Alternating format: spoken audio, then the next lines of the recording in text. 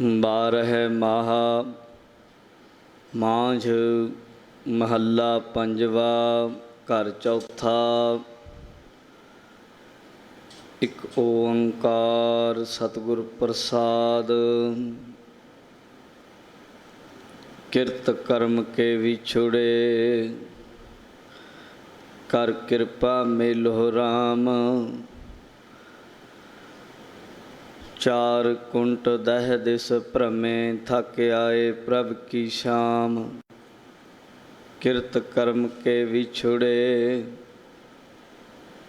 कर कृपा मेलो राम।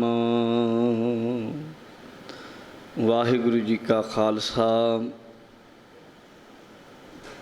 वाहिगुरु जी की फतेह। सत्कारयोग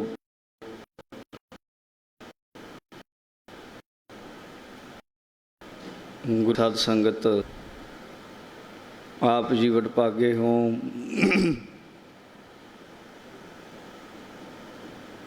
जो दीन दुनिया के मालिक सतगुरु श्री गुरु गोबिंद सिंह जी महाराज जी के महान पावन स्थान गुरुद्वारा साहिब पातशाही 10वीं नाडा साहिब विखे अपनियां हाजरियां लवा रहे हो।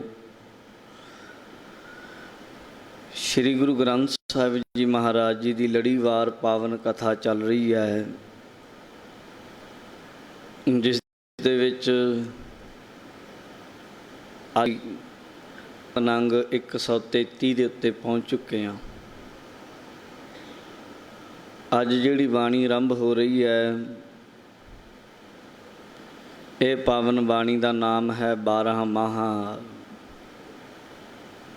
जिहड़ी वो पावन बाणी है जिस दे नाल हरेक गुरसिख दा हिरदा जुड़िया होया है। हरेक महीने इसे बाणी दे विचों संगरांद वाले दिन महीना पढ़ते हाँ, उपदेश सुनते हाँ। बहुत सारे गुरसिख ऐसे हुंदे हन जिहड़े लगातार 12 दे 12 महीने नहीं आ पाउंदे, फिर विच दी कोई ना कोई महीना उन्हां दा रह जांदा है अर्थ वल्लों समझण वल्लों। पर लड़ीवार कथा विच ये सारे महीने दी पूरी बाणी दी विचार हो जाएगी। आओ आपां जाणदे हाँ इस बाणी की उत्थान काजनी का इतिहासक पक्ष की है, फिर ये अर्थां वल वधांगे। ये पावन बाणी श्री गुरु अर्जन देव महाराज जी ने उच्चारण की है, जिस वेले श्री हरमंदर साहिब जी की उसारी का काम चल रहा सी, होर सेवावां चल रही सन। गुरु जी के कोल एक बार एक ब्राह्मण चल के आया। उन्हें आके महाराज नूं बेनती की, शाह जी सारे वर्णा के लोग आपो अपना काम करते हैं। खत्तरी लोग राजे रजवाड़ियां के दरबारां विच सूरमियां दीयां पदवियां उत्ते सुशोभित हैं। वैश्य लोग अपना किता, हर किसी का अपना किता है। साडा ब्राह्मणों का किता ही है भी असी विद्या नूं सामना है, पढ़ना है, अपने बच्चों नूं अगे विद्या पढ़ाउणी है ताकि विद्या अलोप ना हो जाए। पर वो कहन लगा मैं कई साल काशी विच जाके खट शास्त्र पढ़े, 4 वेद पढ़े, पुराण पढ़े, व्याकरणा पढ़ियाँ, पिंगल पढ़े, होर बड़ा कुछ पढ़िया, पर महाराज मेरी हालत ऐसी है कि विद्यावानां दी कोई कदर नहीं करता, पुछदा नहीं है। मेरे ते घर का गुजारा भी औखा चलता है। मैं कथा कर लैंदा हाँ, अगर आप कृपा करो मैनू अपने गुरु दरबार विच कथा करन दी आग्या दे दिओ तां मेरा भी गुजारा हो जा करेगा। गुरु अर्जन देव जी ने आख्या भाई विद्वान तो तू है, पर गल ये है कि गुरु नानक दी बाणी का सिद्धांत थोड़ा वखरा है वेदां शास्त्रां नालों। ਜੇ ਕਥਾ ਕਰਨੀ ਹੈ ਤੇਰਾ ਵੀ ਗੁਜ਼ਾਰਾ ਹੋ ਜਾਏਗਾ, ਬੜੀ ਚੰਗੀ ਗੱਲ ਹੈ। ਤਾਂ ਫਿਰ ਧਿਆਨ ਰੱਖੀ ਗੁਰੂ ਨਾਨਕ ਦੇ ਸਿਧਾਂਤ ਤੋਂ ਬਾਹਰ ਨਾ ਜਾਈ। ਕਹਿੰਦਾ ਮਹਾਰਾਜ ਜੀ ਮੈਂ ਸਿਧਾਂਤ ਤੋਂ ਬਾਹਰ ਕੋਈ ਗੱਲ ਨਹੀਂ ਕਰਾਂਗਾ, ਪਰ ਮੈਨੂੰ ਜ਼ਰੂਰ ਆਪ ਜੀ ਆਪਣੇ ਚਰਨਾਂ 'ਚ ਸੇਵਾ ਦਾ ਮੌਕਾ ਦਿਓ। ਚੰਗਾ ਭਾਈ, ਹਰੇਕ ਮਹੀਨੇ ਸੰਗਰਾਂਦ ਵਾਲੇ ਦਿਨ ਆ ਜਾ ਕਰ, ਕਥਾ ਕਰ ਦਿਆ ਕਰ। ਆਉਂਦਾ ਰਿਹਾ, ਪ੍ਰੇਮ ਵਾਲੀਆਂ ਭਗਤੀ ਵਾਲੀਆਂ ਕਥਾਵਾਂ ਸੁਣਾਉਂਦਾ ਰਿਹਾ। ਸੰਗਤ ਕੋਈ ਆਨਾ ਦੋ ਆਨੇ, ਕੋਈ ਵਾਲਾ ਅਮੀਰ ਹੁੰਦਾ, 4 ਪੈਸੇ ਹੁੰਦੇ, ਉਹ ਦਮੜਾ ਵੀ ਰੱਖ ਜਾਂਦਾ। ਪਹਿਲਾਂ ਇਹੀ ਪੈਸੇ ਹੁੰਦੇ ਸਨ, ਤਾਕਤ ਬੜੀ ਸੀ ਕਰੰਸੀ ਵਿੱਚ। ਇਹਦਾ ਗੁਜ਼ਾਰਾ ਚੱਲਣ ਲੱਗ ਗਿਆ, ਪੈਸੇ ਲੋੜ ਨਾਲੋਂ ਵੱਧ ਆਉਣ ਲੱਗ ਪਏ। ਪੈਸੇ ਆ ਜਾਂਦੇ ਆ ਜਦ, ਫਿਰ ਮਾਇਆ ਦੀ ਗੱਲ ਹੁੰਦੀ ਆ ਇਹ। ਜੇ ਤਾਂ ਕੋਈ ਹੋਵੇ ਭਗਤੀ ਭਾਵ ਵਾਲਾ, ਬੰਦਗੀ ਵਾਲਾ, ਫਿਰ ਤਾਂ ਇਹਨੂੰ ਜਰ ਜਾਂਦਾ ਉਹ। ਨਹੀਂ ਤੇ ਕੱਲੀਆਂ ਫੋਕੀਆਂ ਗੱਲਾਂ ਵਾਲਿਆਂ ਦੀ ਇਹ ਮੱਤ ਘੁਮਾ ਕੇ ਰੱਖ ਦਿੰਦੀ ਆ। ਅੱਜ ਦੇ ਸਮੇਂ ਵੀ ਬਥੇਰਿਆਂ ਦੀ ਕਮਾਈ ਹੈ ਨੇ, ਗੁਰੂ ਦੇ ਖਿਲਾਫ ਇਹ ਬੋਲਣ ਲੱਗ ਪਏ। ਇੰਨੀ ਆ ਗਈ ਕਿ ਪਾਗਲ ਹੋ ਗਏ। ਇਹ ਕੁਝ ਸਮਾਂ ਤੇ ਬੜਾ ਵਧੀਆ ਕਰਦਾ ਰਿਹਾ। ਇੱਕ ਵਾਰ ਦੀ ਗੱਲ ਹੈ, ਚੇਤ ਦਾ ਮਹੀਨਾ ਸੀ, ਆਇਆ ਹੀ ਨਹੀਂ ਵਾਪਸ ਘਰ ਬੜਾ ਵਧੀਆ ਪਾ ਲਿਆ, ਪਰਿਵਾਰ, ਬੱਚੇ ਪੜ੍ਹਨ ਲੱਗ ਪਏ। ਭਾਈ ਸਾਲੋ ਜੀ ਦੇ ਸਰਾਂ ਦੇ ਲਾਗੇ ਇਹਦਾ ਘਰ ਸੀ ਬਣਿਆ ਹੋਇਆ। ਸੰਗਤ ਬੈਠੀ ਆ, ਆਇਆ ਨਾ। ਗੁਰੂ ਜੀ ਨੇ ਸਿੱਖ ਭੇਜੇ ਕਿ ਜਾਓ ਇਹਨੂੰ ਬੁਲਾ ਕੇ ਲਿਆਓ, ਵੀ ਆਇਆ ਨਹੀਂ। ਜਦੋਂ ਗਏ ਤੇ ਉਹਨਾਂ ਨੂੰ ਕਹਿਣ ਲੱਗਾ ਵੀ ਮੈਂ ਨਹੀਂ ਜਾਣਾ। ਉਹ ਕਹਿੰਦੇ ਵੀ ਕੀ ਗੱਲ ਪੰਡਿਤ ਜੀ, ਤੁਸੀਂ ਕਿਉਂ ਨਹੀਂ ਜਾਣਾ?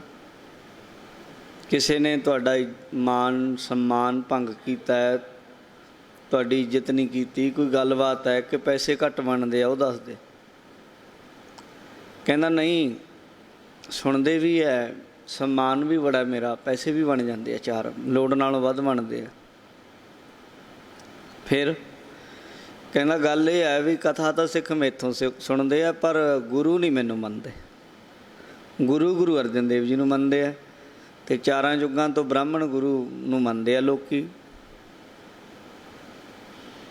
ਸਿੱਖ ਵਾਪਸ ਆ ਗਏ, ਬਾਬਾ ਬੁੱਢਾ ਜੀ ਨੂੰ ਦੱਸਿਆ, ਬਾਬਾ ਜੀ ਉੱਤੇ ਇਉਂ ਗੱਲ ਕਰਦਾ, ਤੁਸੀਂ ਮਹਾਰਾਜ ਨੂੰ ਕਹੋ।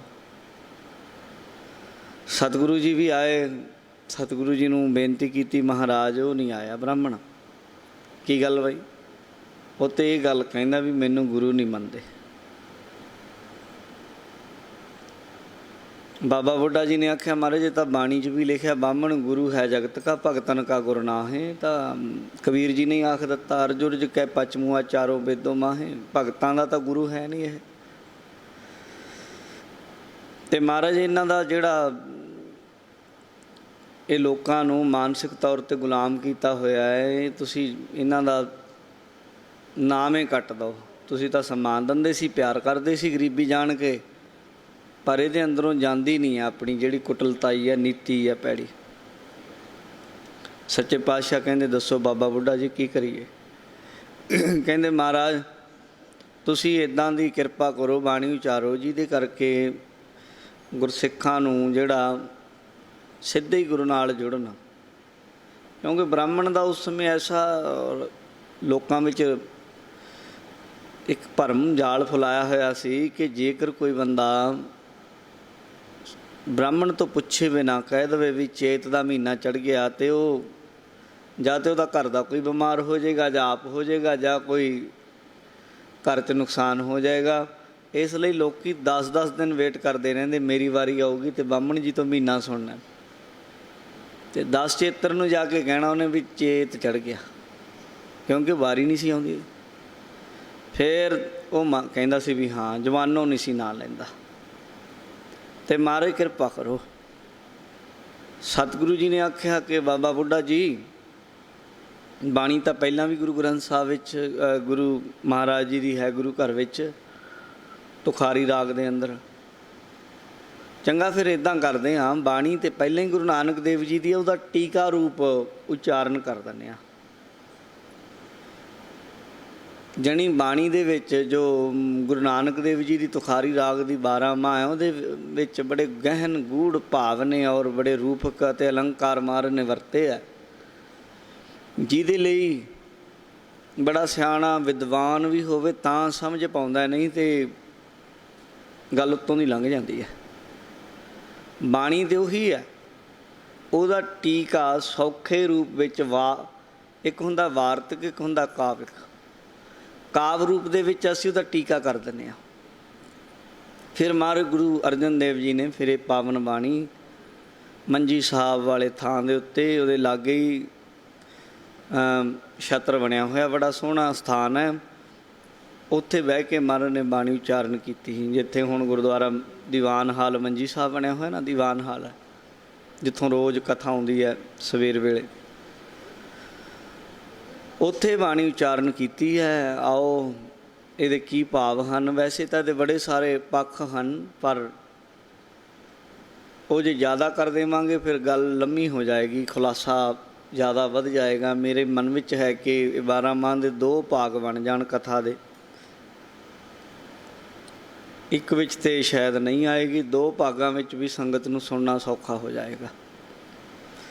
ਜੇ ਇਕੱਲੀ ਇਕੱਲੀ ਦੀ ਵਿਸਥਾਰ ਕਰਨ ਲੱਗ ਗਏ ਇੱਕ ਇੱਕ ਅੱਖਰ ਦੀ, ਤੇ ਫਿਰ ਇਹਨੂੰ 14 ਦਿਨ ਲੱਗ ਜਾਣੇ ਆ। ਪਰ 14 ਪੌੜੀਆਂ ਨੇ ਇਹਦੀਆਂ, 2 ਇੱਕ ਪਹਿਲਾ ਮੰਗਲ ਹੈ, ਇੱਕ ਲਾਸਟ ਵਿੱਚ ਮੰਗਲ ਹੈ, ਜਿਨ ਜਿਨ ਨਾਮ ਤੇ ਆਇਆ, ਤੇ 12 ਮਹੀਨਿਆਂ ਦਾ ਉਪਦੇਸ਼ ਹੈ। ਆਓ ਕੀ ਇਸ ਵਿੱਚ ਗੁਰੂ ਜੀ ਸਮਝਾਉਂਦੇ ਹਨ, ਸਮਝੀਏ। 12 ਮਾਹ, 12 ਹੈ ਜਾਣੀ 12 ਗਿਣਤੀ ਤੇ, 12 ਜਿਹਨੂੰ ਕਹਿ ਦਿੰਦੇ ਹਾਂ ਨਾ ਆਪਾਂ, 12 ਮਹੀਨੇ ਸਾਲ ਦੇ ਵਿੱਚ। 12 ਮਾਹ, 12 ਮਹੀਨਿਆਂ ਦਾ ਉਪਦੇਸ਼। ਮਾਹ ਜਣੀ ਮਹੀਨੇ, ਮਾਝ ਰਾਗ ਦਾ ਨਾਮ ਹੈ। ਮਹੱਲਾ ਪੰਜਵਾ, ਮਹੱਲਾ ਪੰਜਵਾ ਜਣੀ ਪੰਚਮ ਪਾਤਸ਼ਾਹ ਸਤਿਗੁਰੂ ਸ਼੍ਰੀ ਗੁਰੂ ਅਰਜਨ ਦੇਵ ਜੀ ਦੀ ਰਸਨਾ ਤੋਂ ਉਚਾਰਨ ਹੋਈ ਬਾਣੀ। ਘਰ ਚੌਥਾ, ਚੌਥੇ ਘਰ ਸੁਰਤਾਲ ਦੇ ਅੰਦਰ ਗਾਉਣ ਦਾ ਹੁਕਮ ਹੈ। ਇੱਕ ਓਂਕਾਰ ਸਤਿਗੁਰ ਪ੍ਰਸਾਦ, ਪਰਮਾਤਮਾ ਵਾਹਿਗੁਰੂ ਇੱਕ ਹੈ, ਓਂਕਾਰ ਸਰਬ ਦਾ ਪ੍ਰਕਾਸ਼ਕ ਹੈ। ਸਤਿਗੁਰ ਪ੍ਰਸਾਦ, ਗੁਰੂ ਦੀ ਕਿਰਪਾ ਨਾਲ ਉਹਦੀ ਪ੍ਰਾਪਤੀ ਹੁੰਦੀ ਹੈ। ਪਹਿਲਾਂ ਮੰਗਲ ਕਰ ਰਹੇ ਆ। ਕਿਰਤ ਕਰਮ ਕੇ ਵਿਛੁੜੇ, ਹੇ ਮੇਰੇ ਮਾਲਕ, ਹੇ ਮੇਰੇ ਵਾਹਿਗੁਰੂ, ਅਸੀਂ ਸਾਡੇ ਕੀਤੇ ਕਰਮਾਂ ਕਰਕੇ ਵਿਛੜੇ ਹੋਏ ਹਾਂ ਤੇਰੇ ਨਾਲੋਂ। ਸਾਡਾ ਵਿਛੋੜਾ ਸਾਡੇ ਕਰਮਾਂ ਨੇ ਪਵਾ ਦਿੱਤਾ। ਅਸੀਂ ਕਰਮੇ ਐਸੇ ਕੀਤੇ ਕਿ ਤੇਰੇ ਤੋਂ ਵਿਛੋੜਾ ਪੈ ਗਿਆ। ਕਰ ਕਿਰਪਾ ਮੇਲੋ ਰਾਮ, ਹੇ ਰਾਮ ਜੀ, ਹੇ ਪ੍ਰਮਾਤਮਾ ਜੀ, ਹੇ ਵਾਹਿਗੁਰੂ ਜੀ, ਹਰ ਜਗ੍ਹਾ ਰਮੇ ਹੋਏ, ਸਾਡੇ 'ਤੇ ਕਿਰਪਾ ਕਰੋ, ਸਾਨੂੰ ਮੇਲ ਲਓ। ਅਸੀਂ ਤੇ ਸਗੋਂ ਜਿਉਂ-ਜਿਉਂ ਜਿੰਨੇ ਕਰਮ ਕਰਦੇ ਹਾਂ ਤਿਉਂ ਵਿਛੜਦੇ ਜਾਂਦੇ ਹਾਂ। ਜਿੰਨੇ ਵੀ ਸਕਾਮ ਕਰਮ ਹੈ ਉਹਨਾਂ ਨਾਲ ਵਿਛੋੜਾ ਪੈਂਦਾ ਹੈ। ਤੁਸੀਂ ਕਿਰਪਾ ਕਰੋ ਤਾਂ ਕਿ ਅਸੀਂ ਨਿਸ਼ਕਾਮ ਹੋ ਜਾਈਏ, ਤੁਹਾਡੇ ਨਾਲ ਸਾਡਾ ਮੇਲ ਹੋ ਜਾਵੇ। 4 ਕੁੰਟ 10 ਦਿਸ ਭਰਮੇ, 4 ਕੁੰਟ ਪੂਰਬ ਪੱਛਮ ਉੱਤਰ ਦੱਖਣ 10 ਦਿਸ਼, 10 ਦਿਸ਼ਾਵਾਂ, ਚਾਰਾਂ ਦੇ ਚਾਰੇ ਖੁੰਝੇ ਕੱਢ ਲਓ, ਇੱਕ ਥੱਲੇ ਪਤਾਲ ਉੱਤੇ ਆਸਮਾਨ, ਇਹ 10 ਦਿਸ਼ਾਵਾਂ ਹੋ ਜਾਂਦੀਆਂ। 4 ਕੁੰਟ 10 ਦਿਸ ਭਰਮੇ, ਹੈ ਵਾਹਿਗੁਰੂ ਜੀ, 4 ਖੁੰਝਿਆਂ 'ਚ 10 ਦਿਸ਼ਾਵਾਂ 'ਚ ਅਸੀਂ ਭਰਮ ਕੇ ਆ ਗਏ ਹਾਂ। ਭਰਮ ਲਿਆ, ਭਟਕ ਲਏ ਹਾਂ, ਦੇਖ ਲਿਆ ਸਭ ਕੁਝ। ਥੱਕ ਆਏ ਪ੍ਰਭ ਕੀ ਸ਼ਾਮ, ਇਹ ਮਹਾਰਾਜ ਪ੍ਰਭੂ ਜੀ ਦੀ ਸ਼ਾਮ ਜਣੀ ਸ਼ਰਨ ਵਿੱਚ ਅਸੀਂ ਥੱਕ ਕੇ ਆ ਗਏ ਹਾਂ। ਹਰੇਕ ਪਾਸੇ ਘੁੰਮ ਕੇ ਵੇਖ ਲਿਆ, ਤੁਧ ਵਿਣ ਦੂਜਾ ਨਾਹੀਂ ਕੋਏ, ਤੂੰ ਕਰਤਾਰ ਕਰਹਿ ਸੋ ਹੋਏ। ਤੈਨ ਦੁੱਧੈ ਤੇ ਬਾਹਰੀ, ਕਿਤੈ ਨਾ ਆਵੈ ਕਾਮ। ਜਿਵੇਂ ਗਾਂ ਹੋਵੇ, ਕਿੰਨੀ ਮਰਜ਼ੀ ਸੋਹਣੀ ਤੋਂ ਸੋਹਣੀ ਗਾਂ ਹੋਵੇ, ਪਰ ਦੁੱਧ ਨਾ ਦਿੰਦੀ ਹੋਵੇ। ਜਿਉਂ ਘੰਟਾ ਗਲ ਗਊ ਕੇ, ਦੂਧ ਬਿਨਾ ਕਹਿ ਕਾਮ। ਗਾਂ ਦੁੱਧ ਤੋਂ ਬਾਹਰੀ ਦੁੱਧ ਤੋਂ ਬਿਨਾ ਕਿਤੇ ਨਾ ਆਵੇ ਕਾਮ। ਦੱਸੋ ਹੋਰ ਕੀ ਕੰਮ ਆਏਗੀ? ਕਿਸੇ ਕੰਮ ਨਹੀਂ ਆਉਂਦੀ। ਜੇ ਦੁੱਧ ਨਾ ਦਵੇ ਤੇ ਫਿਰ ਕੋਈ ਹੋਰ ਕੰਮ ਉਹ ਤੋਂ ਲਿਆ ਨਹੀਂ ਜਾ ਸਕਦਾ। ਦੋ ਚੀਜ਼ਾਂ ਨੇ ਇਹਦੇ ਵਿੱਚ ਸਮਝਣ ਵਾਲੀਆਂ। ਜੇ ਤਾਂ ਇੱਕ ਲੋਕ ਉਹ ਨੇ ਜਿਹੜੇ ਗਊ ਦੀ ਪੂਜਾ ਕਰਦੇ ਆ, ਉਹ ਕਹਿਣਗੇ ਜੀ ਕੰਮ ਕਿਉਂ ਨਹੀਂ ਲਿਆ ਜਾ ਸਕਦਾ, ਇਹਦੀ ਪੂਜਾ ਹੋ ਸਕਦੀ ਹੈ। ਹੋ ਗਈ ਇੱਕ ਗੱਲ। ਦੂਜੇ ਲੋਕ ਉਹ ਨੇ ਜਿਹੜੇ ਕਹਿੰਦੇ ਜੀ ਕੰਮ ਕਿਉਂ ਨਹੀਂ ਲਿਆ ਜਾ ਸਕਦਾ, ਲਿਆਓ ਸਾਡੇ ਬੁੱਚੜਖਾਨੇ, ਇਹ ਤਾਂ ਵੱਢ ਕੇ ਟੋਟੇ ਕਰਾਂਗੇ ਤੇ ਇਹਦੇ 'ਚੋਂ ਮਾਸ ਬੜਾ ਨਿਕਲਣਾ। ਨਾ ਤਾਂ ਅਸੀਂ ਪੂਜਣ ਵਾਲੇ ਹਾਂ, ਨਾ ਅਸੀਂ ਵੱਢਣ ਵਾਲੇ ਹਾਂ। ਸਮਝ ਗਏ? ਜਿਵੇਂ ਗਾਂ, ਜਿਵੇਂ ਮੱਝ, ਬੱਕਰੀ, ਝੋਟਾ, ਇਹ ਪਸ਼ੂ ਨੇ, ਇੱਦਾਂ ਹੀ ਸਾਡੇ ਲਈ ਗਾਂ ਵੀ ਓਨਾ ਹੀ ਸਤਿਕਾਰਯੋਗ ਹੈ ਜਿੰਨੇ ਕੁ ਇਹ ਨੇ। ਗੁਰੂ ਘਰ ਦੇ ਅੰਦਰ ਢੇਨ ਦੁੱਧ ਹੈ ਤੇ ਬਾਹਰੀ ਗਾਂ ਦੁੱਧ ਤੋਂ ਬਿਨਾ ਕਹਿੰਦੇ ਕਿਤੇ ਨਾ ਆਵੇ ਕਾਮ। ਹੋਰ ਕਿਸੇ ਕੰਮ ਨਹੀਂ ਜੇ ਜਿਵੇਂ ਆਉਂਦੀ। ਜਲ ਬਿਨ ਸਾਖ ਕੁਮਲਾਵਤੀ ਉਪਜਹਿ ਨਾਹੀ ਦਾਮ। ਜਿਵੇਂ ਪਾਣੀ ਤੋਂ ਬਿਨਾ ਸ਼ਾਖਾ, ਟਾਹਣੀਆਂ, ਪੱਤੇ ਕਿਸੇ ਦਰਖਤ ਦੇ ਜਾਂ ਕਿਸੇ ਫਲ ਦੇ, ਫਸਲ ਦੇ ਕੁਮਲਾ ਜਾਂਦੇ ਆ ਨਾ, ਫਿਰ ਉਹਨਾਂ ਦੇ ਵਿੱਚੋਂ ਦਾਣੇ ਨਹੀਂ ਨਿਕਲਦੇ, ਉਹਨਾਂ ਦੇ ਵਿੱਚੋਂ ਫਲ ਨਹੀਂ ਨਿਕਲਦਾ, ਤੇ ਫਿਰ ਉਹ ਵਿਕਦੇ ਨਹੀਂ ਤੇ ਕਿਤੇ ਦਾਮ ਦਮੜੇ ਪੈਸੇ ਨਹੀਂ ਮਿਲਦੇ। ਇਉਂ ਹੀ ਹਰ ਨਾਹਾ ਨਾ ਮਿਲੀਐ ਸਾਜਨੈ, ਕਤ ਪਾਈਐ ਵਿਸ਼ਰਾਮ। ਹਰੀ ਪਰਮਾਤਮਾ ਵਾਹਿਗੁਰੂ ਜਿਹੜਾ ਨਾ ਖਸਮ ਹੈ, ਮਾਲਕ ਹੈ। ਪ੍ਰੋਫੈਸਰ ਸਾਹਿਬ ਸਿੰਘ ਨੇ ਇਹਨੂੰ ਨਾਮਵਾਚਕ ਰੱਖਿਆ। ਹਰੀ ਪਰਮਾਤਮਾ ਵਾਹਿਗੁਰੂ ਨੂੰ ਜੇ ਨਾ ਮਿਲੀਏ, ਪਰ ਉਹ ਨਾਂ ਵਿੱਚ ਆ ਗਿਆ। ਵੈਸੇ ਹਰ ਨਾਹਾ ਨਾ ਮਿਲੀਐ। ਜੇ ਅਕਾਲ ਪੁਰਖ ਵਾਹਿਗੁਰੂ ਜਿਹੜਾ ਸਭ ਦਾ ਖਸਮ ਹੈ, ਉਹਨੂੰ ਨਾ ਮਿਲਿਆ ਜਾਏ ਉਸ ਸੱਜਣ ਨੂੰ, ਤੇ ਕਹਿੰਦੇ ਕਤ ਪਾਈ ਹੈ ਵਿਸ਼ਰਾਮ। ਫਿਰ ਕਤ ਜਣੀ ਕਿਉਂ, ਕਿਵੇਂ? ਜੇ ਇਸ ਜੀਵਨ ਵਿੱਚ ਵਾਹਿਗੁਰੂ ਜੀ ਨੂੰ ਮਿਲਿਆ ਨਾ ਗਿਆ ਤੇ ਫਿਰ ਵਿਸ਼ਰਾਮ, ਸ਼ਾਂਤੀ, ਟਿਕਾਣਾ, ਮੁਕਤੀ ਕਿਵੇਂ ਮਿਲੇਗੀ? ਜਣੀ ਨਹੀਂ ਮਿਲਦੀ। ਜਿਤ ਘਰ ਹਰ ਕੰਤ ਨ ਪ੍ਰਗਟਈ। ਜਿਸ ਘਰ ਹਿਰਦੇ ਦੇ ਅੰਦਰ ਹਰੀ ਪਰਮਾਤਮਾ ਜੋ ਕੰਤ ਸਭ ਦਾ ਸੌਪਤੀ ਹੈ, ਉਹ ਨਾ ਪ੍ਰਗਟ ਹੋਇਆ। ਭੱਠ ਨਗਰ ਸੇ ਗ੍ਰਾਮ। ਉਹ ਨਗਰ ਜਾਂ ਗ੍ਰਾਮ ਛੋਟੇ ਪਿੰਡ, ਨਗਰ ਥੋੜ੍ਹੇ ਵੱਡੇ ਹੁੰਦੇ ਆ। ਗ੍ਰਾਮ ਪੰਚਾਇਤ, ਨਗਰ ਪੰਚਾਇਤ ਜਿਵੇਂ ਹੁੰਦੀਆਂ ਨੇ ਨਾ, ਇਹਦਾ ਫਰਕ ਹੁੰਦਾ। ਕਹਿੰਦੇ ਉਹ ਨਗਰ, ਉਹ ਪਿੰਡ, ਉਹ ਭੱਠੇ ਬਲਦੇ, ਭੱਠੇ ਦੀ ਤਰ੍ਹਾਂ ਤਪਦੇ ਤਪਦੇ ਜਲਦੇ ਬਲਦੇ ਹੈ। ਉਹ ਹਿਰਦੇ, ਜਿਨ੍ਹਾਂ ਹਿਰਦਿਆਂ ਦੇ ਵਿੱਚ ਅਕਾਲ ਪੁਰਖ ਵਾਹਿਗੁਰੂ ਦਾ ਕੋਈ ਪਿਆਰਾ ਪ੍ਰਗਟ ਨਹੀਂ ਹੋਇਆ, ਔਰ ਉਹ ਹਿਰਦਾ ਵੀ ਬਲਦੇ ਭੱਠੇ ਦੀ ਤਰ੍ਹਾਂ ਜਿਹਦੇ ਵਿੱਚ ਪ੍ਰਭੂ ਦਾ ਨਾਮ ਨਹੀਂ ਹੈ। ਅਤੇ ਉਹ ਨਗਰ, ਉਹ ਸ਼ਹਿਰ, ਉਹ ਪਿੰਡ ਵੀ ਜਲਦੇ ਬਲਦੇ ਪਏ ਆ। ਸਰਬ ਸੀਗਾਰ ਤੰਬੋਲ ਰਸ ਸਣਦੇ ਹੀ ਸਭ ਖਾਮ। ਕਹਿੰਦੇ ਜੇ ਅਕਾਲ ਪੁਰਖ ਵਾਹਿਗੁਰੂ ਤੋਂ ਬਿਨਾਂ ਹੋਵੇ ਤੇ ਬੰਦੇ ਕੋਲ ਸਾਰੇ ਹੀ ਸ਼ਿੰਗਾਰ ਹੋਣ, ਕਿਸੇ ਕੋਲ ਸਰਬ ਸ਼ਿੰਗਾਰ, ਸੋਹਣੇ ਤੋਂ ਸੋਹਣੇ ਸ਼ਿੰਗਾਰ ਗਹਿਣੇ ਪਾਏ ਹੋਣ। ਤੰਬੋਲ ਰਸ, ਪਹਿਲੇ ਟਾਈਮਾਂ ਵਿੱਚ ਤੰਬੋਲੇ ਪਾਨ ਖਾਂਦੀਆਂ ਸਨ ਰਾਣੀਆਂ, ਰਾਜਿਆਂ ਦੇ ਮਹਿਲਾਂ ਵਿੱਚ ਜੋ ਦਾਸੀਆਂ ਗੋਲੀਆਂ ਹੁੰਦੀਆਂ ਸਨ ਰੱਖੀਆਂ ਹੋਈਆਂ ਹਰਮਾਂ ਦੇ ਵਿੱਚ। ਮੂੰਹ ਨੂੰ ਖੁਸ਼ਬੂਦਾਰ ਰੱਖਣ ਲਈ ਮੂੰਹ ਦਾ ਸੁਹੱਪਣ ਮੰਨਦੇ ਸਨ ਪਹਿਲਾਂ। ਪਾਨ, ਬਾਣੀ ਨੇ ਤਾਂ ਇਸ ਚੀਜ਼ ਨੂੰ ਆਖਿਆ, ਪਾਨ ਸੁਪਾਰੀ ਖਾਤੀਆਂ, ਮੁੱਖ ਬੀੜੀਆਂ ਲਾਈਆਂ, ਹਰ ਹਰ ਕਦੇ ਨਾ ਚੇਤਿਓ ਜਾਮ ਪਕੜ ਚਲਾਈਆ। ਪਾਨ ਖਾ ਲਏ, ਸੁਪਾਰੀ ਖਾ ਲਈ, ਮੂੰਹ 'ਤੇ ਬਿੰਦੀਆਂ ਲਾ ਲਈਆਂ, ਰੱਬ ਦਾ ਨਾਮ ਮੱਥੇ ਬਿੰਦੀਆਂ ਲਾਈਆਂ, ਪਰਮਾਤਮਾ ਚੇਤੇ ਹੀ ਨਹੀਂ ਕੀਤਾ। ਤੇ ਕਹਿੰਦੇ ਭਾਈ ਜੰਮ ਫੜ ਕੇ ਲੈ ਜਾਣਗੇ। ਤੰਬੋਲ ਰਸ, ਸਾਰੇ ਰਸ ਵੀ ਹੋਣ, ਸਣ ਦੇਹੀ ਆ ਦੇਹੀ ਵੀ ਹੋਵੇ, ਸਭ ਖਾਮ ਖਾਮ ਕਹਿੰਦੇ ਕੱਚੇ ਨੂੰ। ਮਹਾਰਾਜ ਕਹਿੰਦੇ ਸਭ ਕੱਚਾ ਹੀ ਆ ਇਹ ਸ਼ਿੰਗਾਰ, ਕੋਈ ਪੱਕਾ ਥੋੜ੍ਹਾ। ਸਾਰਾ ਕੁਝ ਹੈ, ਸੋਹਣੇ ਤੋਂ ਸੋਹਣੇ ਸ਼ਿੰਗਾਰ ਨੇ, ਗਹਿਣੇ ਨੇ, ਤੰਬੋਲੇ ਰਸ ਖਾਂਦੀ ਹੈ। ਤੇ ਇਹ ਦੇਹੀ ਵੀ ਕੱਚੀ ਹੈ, ਇਹ ਰਸ ਵੀ ਕੱਚੇ ਹੈ, ਕਿਸੇ ਕੰਮ ਨਹੀਂ। ਪ੍ਰਭ ਸੁਆਮੀ ਕੰਤ ਵਿਹੂਣੀਆਂ, ਪ੍ਰਭੂ ਸੁਆਮੀ ਜਣੀ ਜੋ ਸਭ ਦਾ ਕੰਤ ਹੈ, ਪਤੀ ਹੈ, ਉਹ ਤੋਂ ਵਿਹੂਣੇ, ਉਹ ਤੋਂ ਬਗੈਰ, ਉਹ ਤੋਂ ਖਾਲੀ।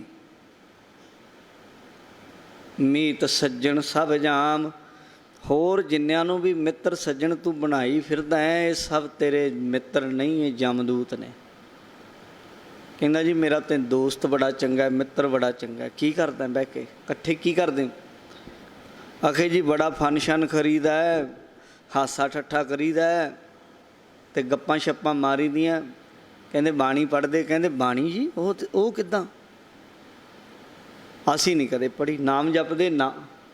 ਕਹਿੰਦੇ ਫਿਰ ਇਹ ਤੇਰਾ ਮਿੱਤਰ ਨਹੀਂ, ਇਹ ਜਮਦੂਤ ਹੈ, ਤੈਨੂੰ ਆਪਣੇ ਜਮਾਂ ਦੇ ਘਰ ਵੱਲ ਖਿੱਚੀ ਲਿਜਾ ਰਿਹਾ ਹੈ।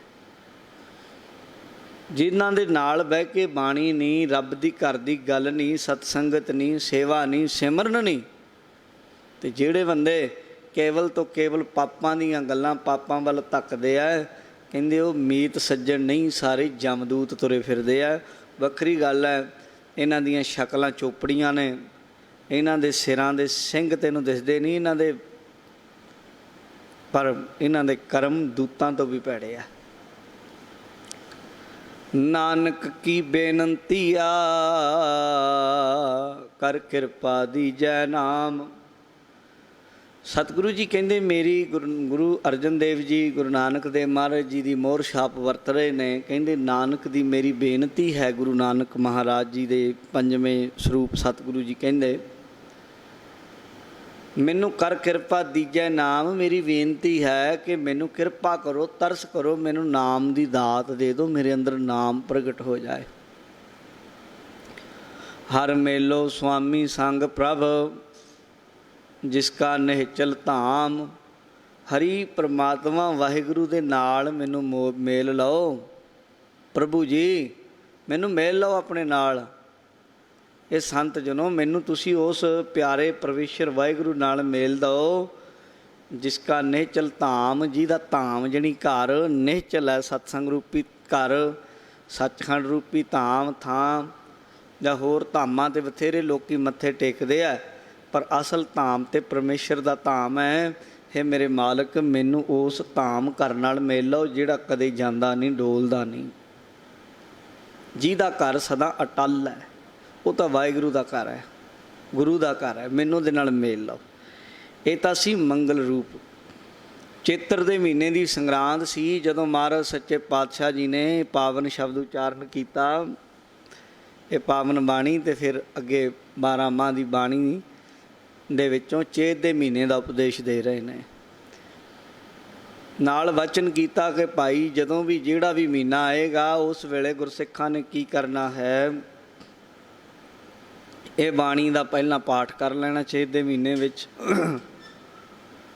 ਫਿਰ ਜੇ ਕੋਈ ਬਾਣੀ ਦੀ ਵਿਆਖਿਆ ਜਾਣਦਾ, ਅਰਥ ਜਾਣਦਾ ਹੈ, ਤੇ ਫਿਰ ਗੁਰਮੁਖ ਉਹ ਇਸ ਬਾਣੀ ਉਸ ਮਹੀਨੇ ਦਾ ਪਾਠ ਕਰਕੇ ਉਹਦੀ ਵਿਆਖਿਆ ਕਰ ਦਿਓ। ਜੇ ਨਹੀਂ ਸਮਝ ਪੈਂਦੀ, ਕੋਈ ਵਿਆਖਿਆ ਨਹੀਂ ਕਰ ਪਾਉਂਦਾ, ਤੇ ਫਿਰ ਉਹ ਬਾਣੀ ਦੇ ਉਹ ਮਹੀਨੇ ਦਾ ਉਪਦੇਸ਼ ਦੁਬਾਰਾ ਪੜ੍ਹ ਦਿਓ ਉੱਚੀ ਸੁਰ ਵਿੱਚ, ਤਾਂ ਕਿ ਸੰਗਤ ਨੂੰ ਸਮਝ ਲੱਗ ਜਾਏ। ਅਰਥ ਇਹਦੇ ਬਹੁਤ ਸੁਖਾਲੇ ਆ। ਹੁਣ ਕੀ ਕਹਿੰਦੇ, ਚੇਤ ਗੋਵਿੰਦ ਅਰਾਧੀਐ, ਹੋਵੈ ਆਨੰਦ ਕਣਾ। ਬਈ ਚੇਤ ਦੇ ਮਹੀਨੇ ਦੇ ਵਿੱਚ ਅਕਾਲ ਪੁਰਖ ਵਾਹਿਗੁਰੂ ਗੋਬਿੰਦ ਦਾ ਸਿਮਰਨ ਕਰੋ। ਇਹ ਹਰੇਕ ਮਹੀਨਾ ਸਮਝੋ ਮਨੁੱਖੀ ਜੰਮ ਹੈ, ਇਹ ਵੀ ਅਰਥ ਕੀਤੇ ਜਾਂਦੇ ਆ ਵਿਦਵਾਨਾਂ ਮਹਾਂਪੁਰਸ਼ਾਂ ਵੱਲੋਂ। ਚੇਤ ਦਾ ਮਹੀਨਾ ਕੀ ਮਨੁੱਖੀ ਜਨਮ, ਵੈਸਾਖ ਦਾ ਮਹੀਨਾ ਕੀ ਮਨੁੱਖੀ ਜਨਮ, ਤੇ 12 ਮਹੀਨੇ ਵੀ ਕਹਿੰਦੇ ਚੇਤ ਗੋਬਿੰਦ ਅਰਾਧੀ ਹੈ। ਚੇਤ ਦੇ ਮਹੀਨੇ ਵਿੱਚ ਗੋਬਿੰਦ ਪਰਮਾਤਮਾ ਵਾਹਿਗੁਰੂ ਜੀ ਨੂੰ ਅਰਾਧੋ। ਇਹਦਾ ਇਹ ਵੀ ਅਰਥ ਹੈ, ਚੇਤ ਗੋਬਿੰਦ, ਉਹਨੂੰ ਗੋਬਿੰਦ ਵਾਹਿਗੁਰੂ ਨੂੰ ਚੇਤੇ ਕਰ ਲੈ। ਚੇਤ ਦੇ ਮਹੀਨੇ ਵਿੱਚ ਉਹਦੀ ਅਰਾਧਨਾ ਕਰ ਲੈ। ਹੋਵੈ ਆਨੰਦ ਘਣਾ। ਕਹਿੰਦੇ ਘਣਾ ਜਾਣੀ ਬਹੁਤਾ, ਹਿੰਦੀ ਭਾਸ਼ਾ ਵਿੱਚ ਹਰਿਆਣਵੀ ਵਿੱਚ ਇਹਨੂੰ ਘਣਾ ਕਹਿ ਲੈਂਦੇ, ਬਹੁਤ ਜ਼ਿਆਦਾ ਨੂੰ, ਬਹੁਤ ਜ਼ਿਆਦਾ। ਕਹਿੰਦੇ ਤੈਨੂੰ ਬਹੁਤ ਜ਼ਿਆਦਾ ਆਨੰਦ ਹੋਏਗਾ ਅਗਰ ਪ੍ਰਭੂ ਦੇ ਨਾਮ ਨੂੰ ਜਪੇਂਗਾ। ਚੇਤ ਦੇ ਮਹੀਨੇ ਵਿੱਚ ਬਾਹਮਣਾ ਪਾਂਡਿਆਂ ਦੇ ਪਿੱਛੇ ਘੁੰਮਦਾ ਫਿਰਦਾ, ਲਾਲ ਕਿਤਾਬਾਂ ਦੇਖਦਾ ਫਿਰਦਾ, ਹੱਥ ਦਿਖਾਉਂਦਾ ਫਿਰਦਾ, ਉਹਨਾਂ ਦੇ ਚੁੰਗਲ ਦੇ ਵਿੱਚੋਂ ਨਿਕਲ ਕੇ ਪ੍ਰਭੂ ਦਾ ਨਾਮ ਜਪ ਲੈ, ਬੜਾ ਆਨੰਦ ਮਿਲੇਗਾ। ਸੰਤ ਜਨਾ ਮਿਲ ਪਾਈਐ ਰਸਨਾ ਨਾਮ ਭਣਾ। ਸੰਤ ਜਨਾਂ ਨੂੰ ਮਿਲ ਪਾਈਐ, ਮਿਲਣਾ ਕਰੋ, ਉਹਨਾਂ ਨੂੰ ਮਿਲ ਕੇ ਹੀ ਪਰਮਾਤਮਾ ਨੂੰ ਪਾਇਆ ਜਾ ਸਕਦਾ ਹੈ। ਸੰਤਾਂ ਨੂੰ ਮਿਲਿਆ ਕਰੋ ਅਤੇ ਰਸਨਾ ਨਾਮ ਭਣਾ, ਰਸਨਾ ਜੀਵਾ ਦੇ ਨਾਲ ਵਾਹਿਗੁਰੂ ਦਾ ਨਾਮ ਵੀ ਜਪਿਆ ਕਰੋ। ਆਪਣੀ ਜੀਭ ਦੇ ਨਾਲ ਗੰਦਮੰਦ ਭੈੜੇ ਬੋਲ ਬੋਲਣ ਤੋਂ ਸੰਕੋਚ ਕਰੋ। ਰਸਨਾ ਗੁਣ ਗੋਪਾਲ ਨਿਧ ਗਾਇਣ, ਸ਼ਾਂਤ ਸਹਿਜ ਰਹਿਸ ਮਨ ਉਪਜੋ ਸਗਲੇ ਦੁਖ ਪਲਾਇਣ ਆਖਿਆ। ਜਿਹਵਾ ਜਪੈ ਨਾ ਨਾਮ ਤਿਲ ਤਿਲ ਕਰ ਕੱਟੀਐ, ਹਰ ਹਾਂ ਕੰਤੈ ਬਾਜ ਸਿਗਾਰ ਦਿਨੋਂ ਦਿਨ ਘਟੀਐ। ਬਾਣੀ 'ਚ ਲਿਖਿਆ। ਇਸ ਲਈ ਰਸਨਾ ਨਾਮ ਭਣਾ, ਰਸਨਾ ਦੇ ਨਾਲ ਨਾਮ ਨੂੰ ਜਿਹੀ ਭਣਜੈ। ਉੱਤਮ ਸ਼ਲੋਕ ਭਣਾ ਦਾ ਅਰਥ ਹੁੰਦਾ ਬੋਲਣਾ, ਉਚਾਰਨਾ। ਰਸਨਾ ਦੇ ਨਾਲ ਵਾਹਿਗੁਰੂ ਦਾ ਨਾਮ ਜਪੋ। ਜਿਨ ਪਾਇਆ ਪ੍ਰਭ ਆਪਣਾ, ਆਏ ਤਿਸੈ ਗਣਾ। ਇਸ ਮਨੁੱਖੀ ਜਨਮ ਵਿੱਚ ਜਿਨ੍ਹਾਂ ਬੰਦਿਆਂ ਨੇ ਆਪਣੇ ਪ੍ਰਭੂ ਨੂੰ ਪਾ ਲਿਆ ਨਾ ਬਈ, ਪ੍ਰਾਪਤੀ ਹੋ ਗਈ।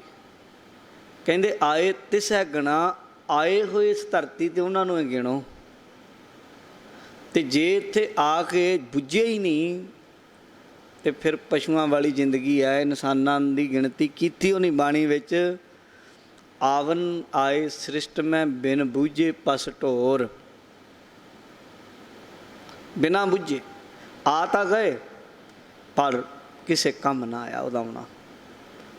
ਇਉਂ ਸਮਝਾ ਰਹੇ ਹੈ ਉਹਨਾਂ ਨੂੰ ਆਉਣਾ ਜਾਣੋ, ਗਿਣੋ ਜਿਨ੍ਹਾਂ ਨੇ ਪ੍ਰਭੂ ਨੂੰ ਪਾ ਲਿਆ। ਇੱਕ ਖਿਨ ਤਿਸ ਬਿਨ ਜੀਵਣਾ, ਬਿਰਥਾ ਜਨਮ ਜਣਾ।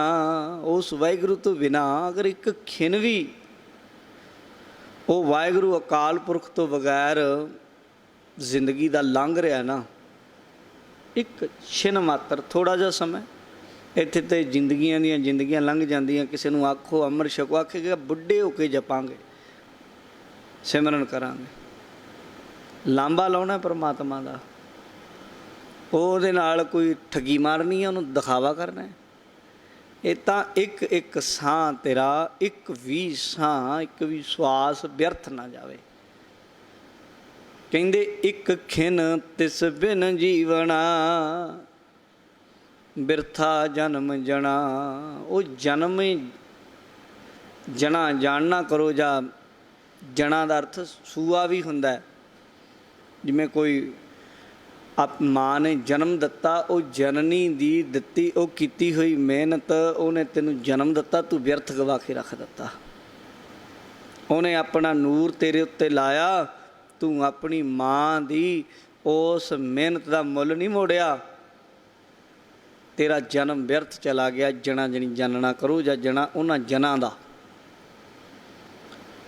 ਜਲ ਥਲ ਮਹੀਲ ਪੂਰਿਆ, ਰਵਿਆ ਵਿੱਚ ਬਣਾ। ਉਹਨੂੰ ਐਵੇਂ ਭੁਲੇਖੇ ਵਿੱਚ ਸਮਾਂ ਨਾ ਲੰਘਾ ਦੀ। ਮਹਾਰਾਜ ਕਹਿੰਦੇ ਕਿ ਫਿਰ ਅੱਛਾ ਜੀ ਹੁਣ ਲੱਭਣ ਕਿੱਧਰ ਜਾਵਾਂ, 12 ਸਾਲ ਯਾਤਰਾ ਕਰ ਲਓ, 12 ਸਾਲ ਉਹ ਕਰ ਲਓ, ਜੰਗਲਾਂ 'ਚ ਘੁੰਮ ਲਓ। ਐਸਾ ਕੁਝ ਨਹੀਂ। ਉਹ ਹਰ ਵੇਲੇ ਤੇਰੇ ਨਾਲ ਹੈ। ਉਹ ਜਲਾਂ 'ਚ ਵੀ ਹੈ, ਥਲਾਂ 'ਚ ਵੀ ਹੈ। ਜੇ ਤੂੰ ਪਾਣੀ ਵਾਲੇ ਇਲਾਕੇ 'ਚ ਕਿਤੇ ਰਹਿਣਾ, ਨਹਿਰਾਂ ਦੇ ਲਾਗੇ ਰਹਿਣਾ, ਸਮੁੰਦਰੀ ਤੱਟਾਂ 'ਤੇ ਰਹਿਣਾ, ਉੱਥੇ ਵੀ ਹੈ। ਥਲਾਂ 'ਚ ਖੁਸ਼ਕ ਰੇਤਲੇ ਇਲਾਕੇ 'ਚ ਰਹਿਣਾ, ਉੱਥੇ ਵੀ ਹੈ। ਭੱਜ ਹੁੰਦੀ ਨਾ ਬੰਦੇ ਨੂੰ, ਵਿਪਰੀਤ ਦਿਸ਼ਾ ਦੀ ਖਿੱਚ ਹੁੰਦੀ ਹਮੇਸ਼ਾ। ਮਹਾਰਾਜ ਕਹਿੰਦੇ ਪਰ ਤੂੰ ਐਵੇਂ ਭਟਕਦਾ ਨਾ ਰਹੀ। ਜਲਾਂ ਵਿੱਚ ਥਲਾਂ ਵਿੱਚ ਮਹੀਲ ਕਹਿੰਦੇ ਪੁਲਾੜਾਂ ਨੂੰ। ਪੁਲਾੜਾਂ ਵਿੱਚ ਵੀ ਹੈ, ਜੇ ਤੂੰ ਧਰਤੀ ਦੇ ਕਿਸੇ ਹਿੱਸੇ 'ਚ ਨਹੀਂ ਵੀ, ਅਸਮਾਨ 'ਚ ਵੀ ਕਿਤੇ ਰਹਿਣਾ, ਉੱਡਿਆ ਫਿਰਦਾ ਹੈ, ਉੱਥੇ ਵੀ ਹੈ। ਇਉਂ ਨਾ ਸਮਝੀ ਕਿ ਉੱਥੇ ਹੈ ਨਹੀਂ। ਪੂਰਿਆ ਉਹ ਉੱਥੇ ਪਰਿਪੂਰਨ ਹੈ, ਰਵਿਆ ਵਿਆਪਕ ਹੈ, ਵਿੱਚ ਵਣਾ ਜੰਗਲਾਂ 'ਚ ਵੀ ਹੈ। ਕਿਸੇ ਮੂਰਖ ਦੀ ਇਹ ਗੱਲ ਸੁਣ ਕੇ ਅਖੇ ਜੰਗਲਾਂ 'ਚ ਨਹੀਂ, ਤੂੰ ਜੰਗਲ ਛੱਡ ਕੇ ਅਖੇ ਘਰ ਨੂੰ ਭੱਜੇ। ਘਰਾਂ ਵਾਲੇ ਜੰਗਲਾਂ ਨੂੰ ਭੱਜਦੇ ਆ, ਜਿਹੜੇ ਜੰਗਲਾਂ ਵਾਲੇ ਆ ਉਹ ਘਰਾਂ ਨੂੰ ਭੱਜਦੇ ਆ। ਵੀ ਘਰਾਂ 'ਚ, ਪਿੰਡਾਂ 'ਚ, ਖੈਰ ਸ਼ਹਿਰਾਂ 'ਚ ਵਸਦੀ ਘੁੱਗ ਵਸੋਂ ਵਿੱਚ ਹੋਵੇਗਾ, ਉਹ ਹਰ ਜਗ੍ਹਾ ਹੀ ਆ। ਕਹਿਣ ਦਾ ਭਾਵ ਹਰੇਕ ਥਾਂ। ਸੋ ਪ੍ਰਭ ਚਿਤ ਨ ਆਵਈ, ਜੇ ਚੇਤੇ ਹੀ ਨਹੀਂ ਆਇਆ ਉਹ ਪ੍ਰਭੂ ਜਿਹੜਾ ਹਰ ਜਗ੍ਹਾ ਤੇਰੇ ਨਾਲ ਹੈ, ਜੰਗਲਾਂ 'ਚ, ਜਿੱਥੇ ਵੀ ਹੈ ਤੂੰ। ਕਿਤੜਾ ਦੁੱਖ ਗਣਾ, ਫਿਰ ਕਹਿੰਦੇ ਕਿੰਨਾ ਕੁ ਤੈਨੂੰ ਦੁੱਖ ਹੋਏਗਾ, ਤੈਨੂੰ ਕੀ ਦੱਸਾਂ। ਦੁੱਖ ਕੀਆਂ ਪੰਡਾਂ ਖੁੱਲੀਆਂ, ਸੁਖ ਨਾ ਨਿਕਲਿਆ ਕੋਏ। ਨਾਨਕ ਦੁਖੀਆ ਸਭ ਸੰਸਾਰ, ਵੱਡੇ ਵੱਡੇ ਜੋ ਦੀਸੈ ਲੋਗ। ਤਿਨ ਕੋ ਵਿਆਪੈ ਚਿੰਤਾ ਰੋਗ, ਮੈਂ ਜਾਣਿਆ ਦੁੱਖ ਮੁਝ ਕੋ। ਦੁੱਖ ਸਭਾਇਆ ਜਗ, ਉੱਚੇ ਚੜ ਕੇ ਦੇਖਿਆ, ਤਾਂ ਘਰ ਘਰੇ ਹਾਗ। ਰੋਵੈ ਰਾਮ ਨਿਕਾਲਾ ਪਿਆ। ਰੋਂਦੇ ਆ ਵੱਡੇ ਵੱਡੇ, ਸਭ ਪਾਸੇ ਦੁੱਖ ਹੀ ਦੁੱਖ, ਹਾਹਾਕਾਰ ਹੋਈ ਪਈ ਹੈ। ਕਹਿੰਦੀ ਅਗਰ ਪ੍ਰਭੂ ਚੇਤੇ ਨਹੀਂ ਆਇਆ, ਫਿਰ ਕਿਹੜੇ ਕਿਹੜੇ ਦੁੱਖਾਂ ਦੀ ਗੱਲ ਕਰਾਂ। ਦੁੱਖਾਂ ਦੀ ਦੁਨੀਆ ਭਰੀ ਪਈ ਹੈ, ਇੱਕ ਵੀ ਸੁੱਖ ਨਹੀਂ ਨਿਕਲਦਾ। ਦੁੱਖਾਂ ਦੀਆਂ ਪੰਡਾਂ ਭਰੀਆਂ ਪਈਆਂ, ਵਿੱਚੋਂ ਜਿਵੇਂ ਇੱਕ ਵੀ ਚੀਜ਼ ਚੱਜ ਦੀ ਨਾ ਨਿਕਲੇ, ਕਹਿੰਦੇ ਫਿਰ ਗੇੜਾ ਹੀ ਖਰਾਬ ਹੋ ਗਿਆ। ਇਉਂ ਕਹਿੰਦੇ ਪੂਰੀ ਦੁਨੀਆ ਵਿੱਚ ਆਹੀ ਕੁਝ ਹੈ। ਜੇ ਪ੍ਰਭੂ ਚੇਤੇ ਨਹੀਂ ਆਇਆ ਪਿਆਰਿਓ, ਫਿਰ ਦੁੱਖਾਂ ਦੀ ਕੀ ਗਿਣਤੀ ਕਰੀਏ। ਜਿਨੀ ਰਾਵਿਆ ਸੋ ਪ੍ਰਭੂ, ਤਿੰਨਾ ਭਾਗ ਮਣਾ। ਜਿਨ੍ਹਾਂ ਨੇ ਉਸ ਵਾਹਿਗੁਰੂ ਅਕਾਲ ਪੁਰਖ ਨੂੰ ਰਾਵਿਆ, ਜਾਣੀ ਉਹਦਾ ਨਾਮ ਜਪਿਆ ਨਾ ਬਈ, ਤਿੰਨਾ ਭਾਗ ਮਣਾ। ਉਹਨਾਂ ਗੁਰਮੁਖਾਂ ਨੂੰ ਮਣਾ ਮੂੰਹੀ ਜਾਂ ਮਨਾਂ ਨੂੰ, ਉਹਨਾਂ ਗੁਰਮੁਖਾਂ ਦੇ ਮਨਾਂ ਵਿੱਚ ਮਣਾ ਮੂੰਹੀ, ਜਾਣੀ ਬਹੁਤ ਜ਼ਿਆਦਾ ਭਾਗ ਚੰਗੇ ਆ ਉਹਨਾਂ ਗੁਰਮੁਖਾਂ ਦੇ ਮਸਤਕ ਦੇ, ਅਤੇ ਜਿਨ੍ਹਾਂ ਨੇ ਪ੍ਰਭੂ ਦਾ ਨਾਮ ਜਪ ਲਿਆ। ਹਰ ਦਰਸ਼ਨ ਕਉ ਮਨ ਲੋਚਦਾ। ਗੁਰੂ ਅਰਜਨ ਦੇਵ ਜੀ ਕਹਿੰਦੇ ਮੇਰਾ ਤੇ ਉਹ ਵਾਹਿਗੁਰੂ ਦੇ ਦਰਸ਼ਨਾਂ ਨੂੰ ਮਨ ਲੋਚਦਾ ਹੈ, ਮੇਰੇ ਤੇ ਅੰਦਰ ਖਿੱਚ ਹੈ। ਅੰਦਰ ਪ੍ਰਭ ਮਿਲਵੇ ਕੀ ਪਿਆਸ ਮਨ ਲਾਗੀ।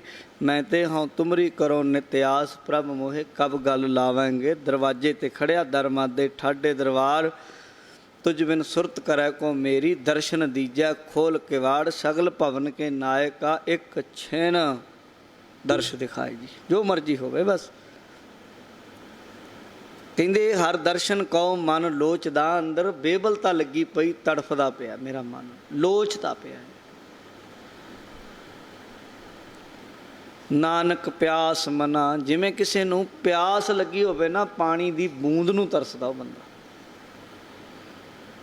ਜਿੰਨਾ ਤਰਸਦਾ ਹੁੰਦਾ, ਭਾਵੇਂ ਸਾਰਾ ਕੁਝ ਉਹ ਤੋਂ ਲੈ ਲਓ, ਪਰ ਉਹ ਪਾਣੀ ਕਹੇਗਾ ਮੈਨੂੰ ਦੇ ਦਿਓ। ਯਾਨੀ ਸੋਹਣ ਸਿੰਘ ਸ਼ੀਤਲ ਦਾ ਇੱਕ ਨਾਵਲ ਹੈ ਤੂਤਾਂ ਵਾਲਾ ਖੂਹ, ਉਹਦੇ ਸ਼ੁਰੂਆਤ ਵਿੱਚ ਉਹਨਾਂ ਬੜੀ ਸੋਹਣੀ ਉਹਦੀ ਕਹਿ ਲਓ, ਜਦੋਂ ਪੜ੍ਹਦੇ ਹਾਂ ਬੜਾ ਸੋਹਣਾ ਪਿਆਸ ਦਾ ਜ਼ਿਕਰ ਕੀਤਾ, ਵੀ ਪਿਆਸ ਕਿਵੇਂ ਲੱਗੀ ਸੀ ਲਾਲੇ ਨੂੰ। ਇੱਕ ਬੂੰਦ ਜੇ ਉਹਨੂੰ ਕਿਤੇ ਨਾ ਮਿਲਦੀ ਨਾ ਤੇ ਮਰ ਜਾਣਾ ਸੀ। ਕਹਿੰਦੇ ਮੇਰੇ ਮਨ ਵਿੱਚ ਵੀ ਪ੍ਰਮਾਤਮਾ ਦੇ ਮਿਲਣ ਦੀ ਪਿਆਸ ਲੱਗੀ ਹੈ, ਕੋਈ ਰਸਾਂ ਕਸਾਂ ਪਦਾਰਥਾਂ ਦੀ ਨਹੀਂ। ਚੇਤ ਮਿਲਾਏ ਸੋ ਪ੍ਰਭੂ,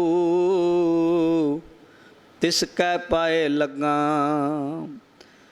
ਚੇਤ ਦੇ ਮਹੀਨੇ ਜੇਕਰ ਕੋਈ ਗੁਰਮੁਖ ਪਿਆਰਾ ਮੈਨੂੰ ਉਸ ਪ੍ਰਭੂ ਨੂੰ ਮਿਲਾ ਦੇਵੇ, ਕੋਈ ਰਾਹ ਦੱਸ ਦੇਵੇ, ਕੋਈ ਜੁਗਤੀ ਦੱਸ ਦੇਵੇ, ਤੇ ਕਹਿੰਦੇ ਮੈਂ ਉਹਦੇ ਚਰਨੀ ਲੱਗ ਜਾਵਾਂ, ਉਹਦੇ ਪੈਰ ਫੜ ਲਵਾਂ। ਜਿਹੜਾ ਚੇਤ ਦੇ ਮਹੀਨੇ ਵਿੱਚ ਮੈਨੂੰ ਵਾਹਿਗੁਰੂ ਨਾਲ ਮਿਲਾ ਦੇਵੇ ਤਾਂ ਗੁਰੂ ਹੈ, ਗੁਰੂ ਮਿਲਾਉਂਦਾ ਹੈ। ਅਤੇ ਕਹਿੰਦੇ ਮੈਂ ਗੁਰੂ ਦੇ ਚਰਨੀ ਲੱਗਾ।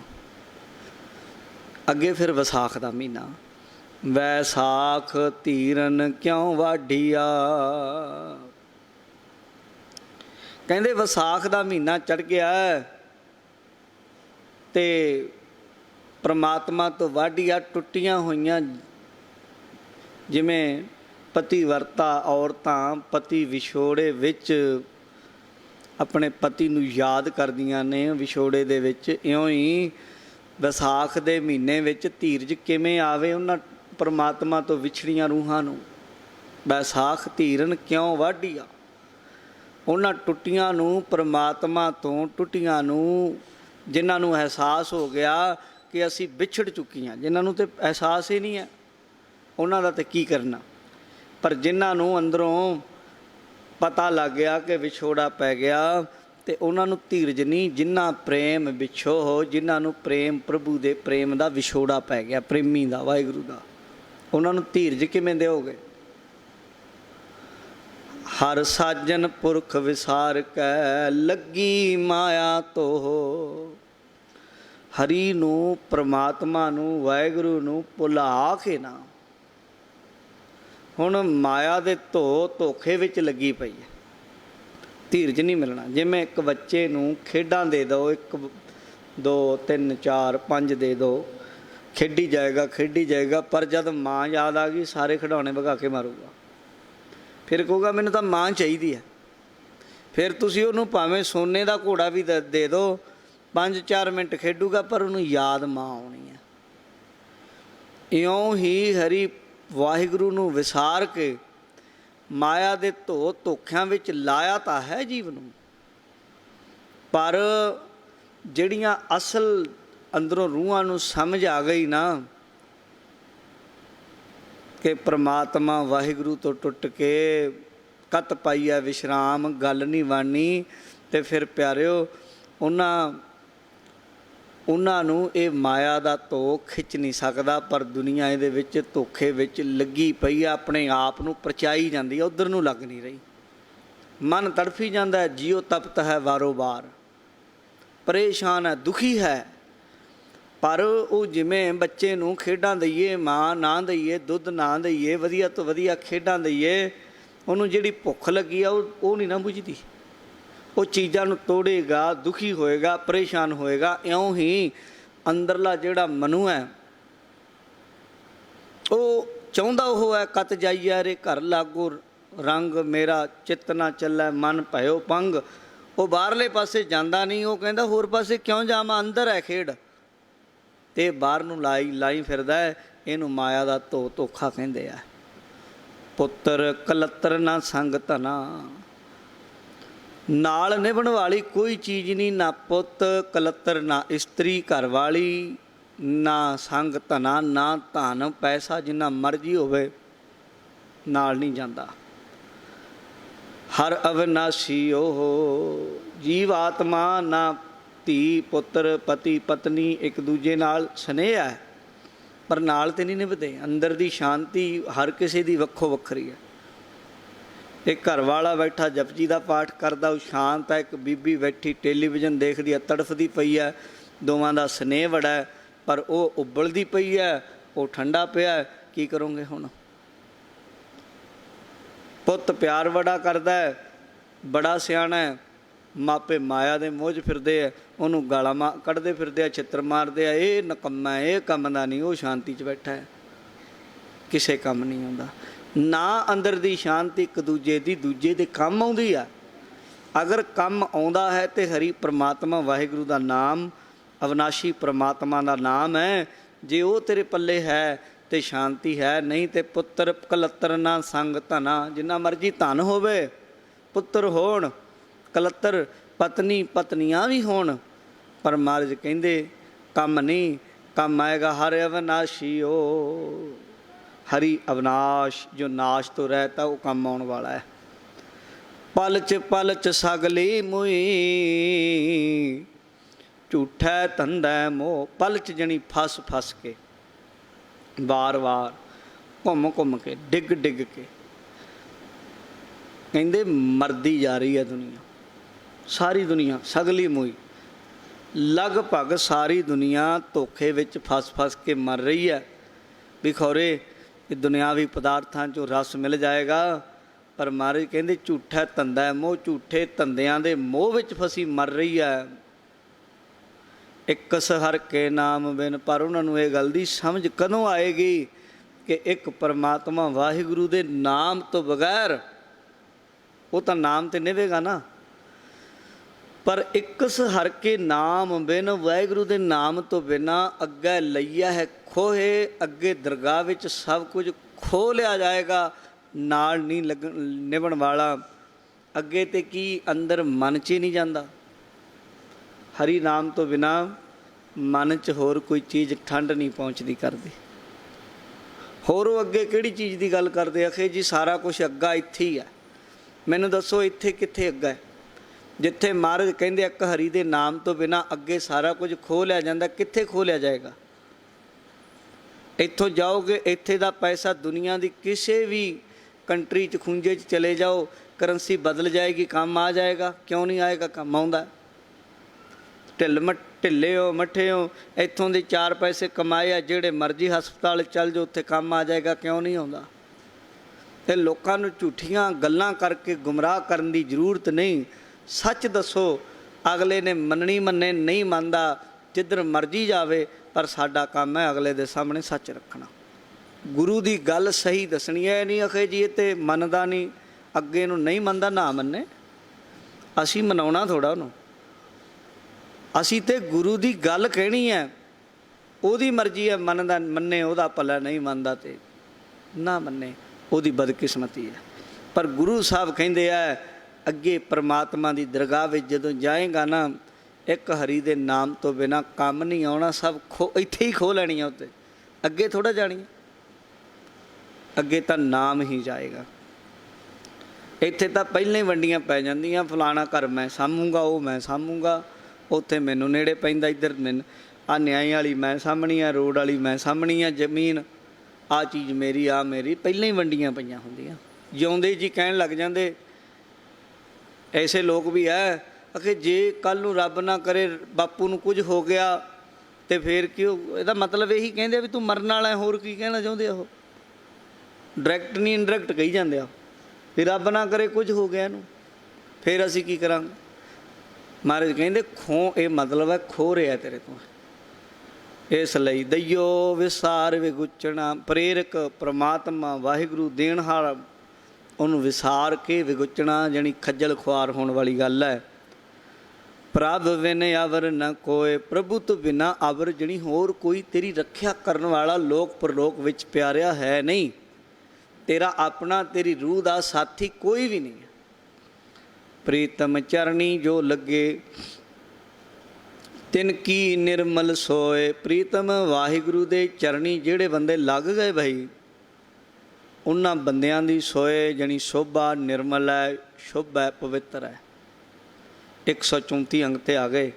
ਨਾਨਕ ਕੀ ਪ੍ਰਭ ਬੇਨਤੀ, ਪ੍ਰਭ ਮਿਲੋ ਪ੍ਰਾਪਤ ਹੋਏ। ਮੇਰੀ ਮਹਾਰਾਜ ਕਹਿੰਦੇ ਨਾਨਕ ਦੀ ਬੇਨਤੀ ਹੈ, ਪ੍ਰਭੂ ਜੀ ਮੇਰੇ ਨਾਲ ਮੈਨੂੰ ਮਿਲ ਲਓ, ਜਿਨ੍ਹਾਂ ਨੂੰ ਤੁਸੀਂ ਪ੍ਰਾਪਤ ਹੋਏ ਹੋ ਨਾ, ਉਹਨਾਂ ਗੁਰਮੁਖਾਂ ਦੇ ਰਾਹੀਂ ਮੈਨੂੰ ਮਿਲ ਲਓ ਜਾਂ ਮੈਨੂੰ ਪ੍ਰਾਪਤ ਹੋ ਜਾਓ। ਵੈਸਾਖ ਸੁਹਾਵਾ ਤਾਂ ਲੱਗੈ, ਵਿਸਾਖ ਦਾ ਮਹੀਨਾ ਤਾਈਓਂ ਸੁਹਾਵਣ ਹੈ, ਵਿਸਾਖੀ ਤਾਈਓਂ ਚੰਗੀ ਹੈ।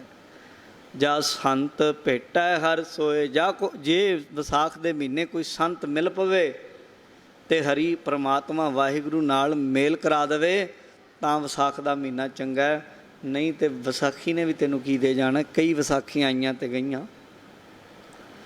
ਅੱਗੇ ਜੇਠ ਦਾ ਮਹੀਨਾ, ਹਰ ਜੇਠ ਜੁੜਨ ਦਾ ਲੋੜੀਐ, ਜਿਸ ਅੱਗੇ ਸਭ ਨਿਵੰਨ। ਹਰੀ ਵਾਹਿਗੁਰੂ ਦੇ ਨਾਲ ਜੇਠ ਦੇ ਮਹੀਨੇ ਵਿੱਚ ਜੁੜਨਾ ਲੋੜੀ ਹੈ, ਉਹਦੇ ਨਾਲ ਜੁੜੀਏ। ਲੋੜੀਏ ਜਣੀ ਚਾਹੀਏ, ਇੱਛਾ ਅੰਦਰ ਪੈਦਾ ਕਰੋ। ਹਰ ਜੇਠ, ਜੇਠ ਦਾ ਅਰਥ ਵੱਡਾ ਵੀ ਹੁੰਦਾ ਹੈ। ਜੇਠ ਦੇ ਮਹੀਨੇ ਵਿੱਚ ਸਮਝਾ ਰਹੇ ਆ ਵੱਡੇ ਪਰਮਾਤਮਾ ਵਾਹਿਗੁਰੂ ਹਰੀ ਨਾਲ ਜੁੜਨਾ ਕਰੋ। ਕਿੱਡਾ ਕੁ ਜੇਠ ਜਣੀ ਵੱਡਾ ਹੋ ਬਈ, ਜਿਸ ਅੱਗੇ ਸਭ ਨਿਵੰਨ, ਉਹਦੇ ਅੱਗੇ ਤਾਂ ਸਾਰੇ ਨਿਵਦੇ ਆ। ਉਹਦੇ ਅੱਗੇ ਤਾਂ ਸੋਦਰ ਦੀ ਬਾਣੀ ਪੜ੍ਹ ਲਿਓ, ਉਹਦੇ ਅੱਗੇ ਸਾਰੇ ਖੜੇ ਆ ਹੱਥ ਜੋੜੇ।